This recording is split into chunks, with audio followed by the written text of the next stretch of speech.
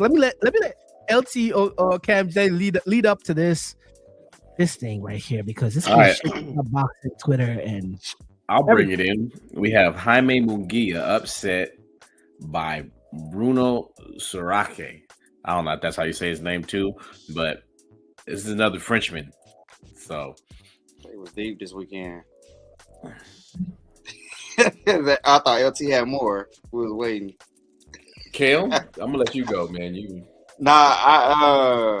give us a good play-by-play today.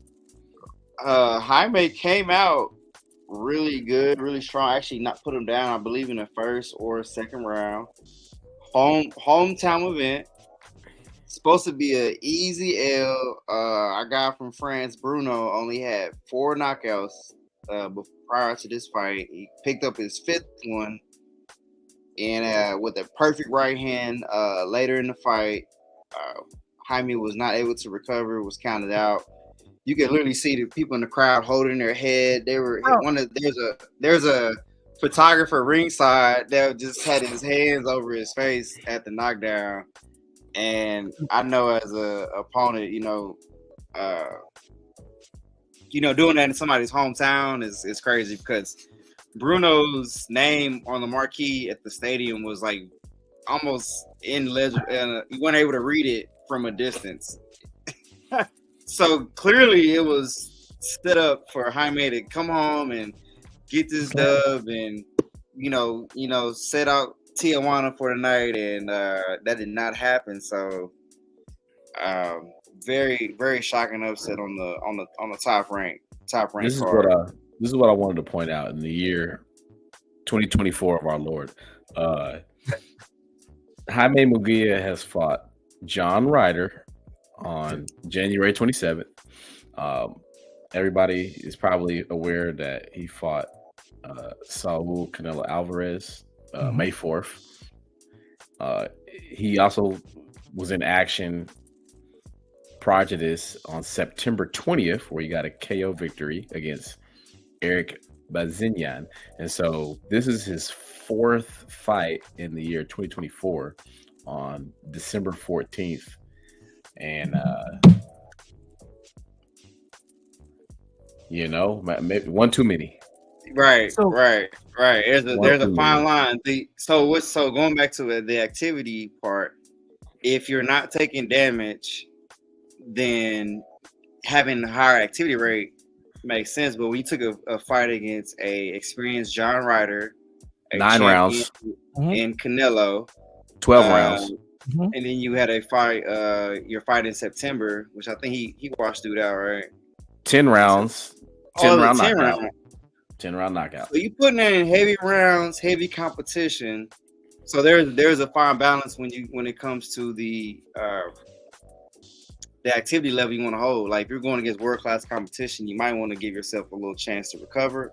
Or I guess maybe in this case they thought they would schedule somebody that would not create much resistance, not a lot of KO power, but hey, the body's tired. And not to mention what he's doing in training outside of the ring, or what kind of punishment he's taking. This reminded me of a classic. Who is this guy? Who is Bruno Torres? Like it reminded me. It took me back to 2013 when I saw what's his name? Madonna, the Argentinian. Was he Argentinian? Dog walk AB. And I'm like, who is this guy? And the next thing I know, Madonna's next fight is Floyd Mayweather. And I'm like, oh, he's the truth. Because that first fight with Mayweather, because I don't know. Any of my homies didn't know Madonna. Even with AB, I thought AB was this is yours. Madonna was coming from Argentina or somewhere. We didn't know who he was. AB, yeah, you're the heir to the throne. Take this. This is, and then Madonna mollywopped him. Man, so bad. Look, I remember he was not recovered from that. Surprise. The level of competition that Surak, whatever. I'm sorry, but whatever his competition he has. Call me Big Bad Bruno. Right, for real. At this point, No, at talk this about point, Bruno. I mean, he No. was 2 fights removed from fighting a guy that had 23 losses. 4 fights removed from fighting a guy that had 22 losses. He has fought guys that have losing records. 1, 2, 3, 4, 5, 6 out of his last 9 fights with guys with losing records. Like, he has not faced the level of competition that Jaime Munguia has, and I'm sure he is just shocked at what happened last night. Yeah, Mugia is going through so many phases of emotion. I could imagine. I could not imagine it. I'll first say that because I've never experienced that level of elite athletic ability. But after fighting, like you guys went through the list of fighters that Jamie fought, it must be devastating that what he's going through right now, and I hope he recovers from it because we saw AB never being AB again after Madonna. I don't know which other fighter could you see that was the prospect fighter coming up, and dare I say the same thing? And before that, I mean, if we want to add more context, before he fought John Ryder in January, June of 2023, he fought Sergey Derevyanchenko, and that went unanimous decision. So that was all 12 rounds. So right. He took a 6-month hiatus and came right back and fought 4 months. 4 months. He need to take a break. 3 months apart. He needs a mental health after that. I know that is gonna fuck. I mean, sorry, it's not.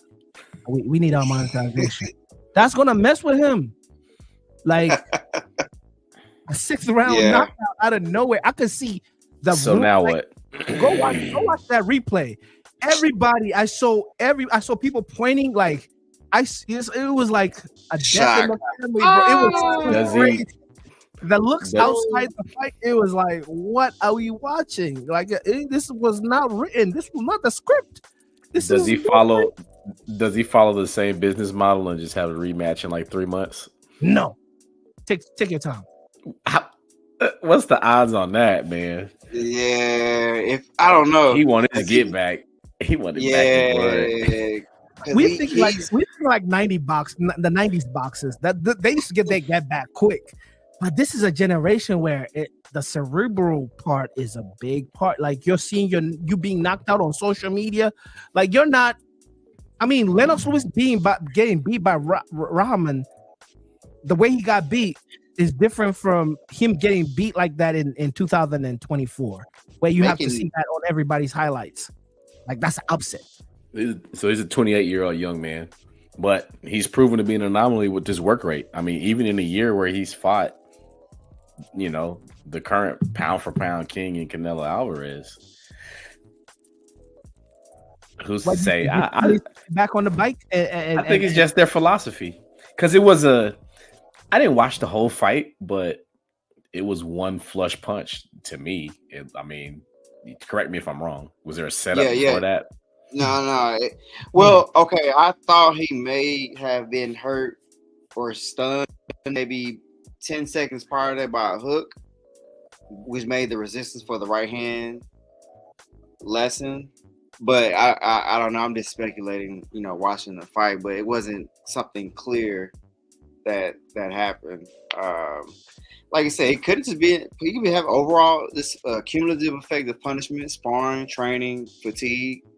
Because he just was able to square him up, and literally it was a perfect right hand. Like Jaime moved right into the lineup. It really looked like a 90s sitcom punch, like boom, sound effect and everything. No, you're absolutely right. Sacre bleu, and he's out of there. Yeah.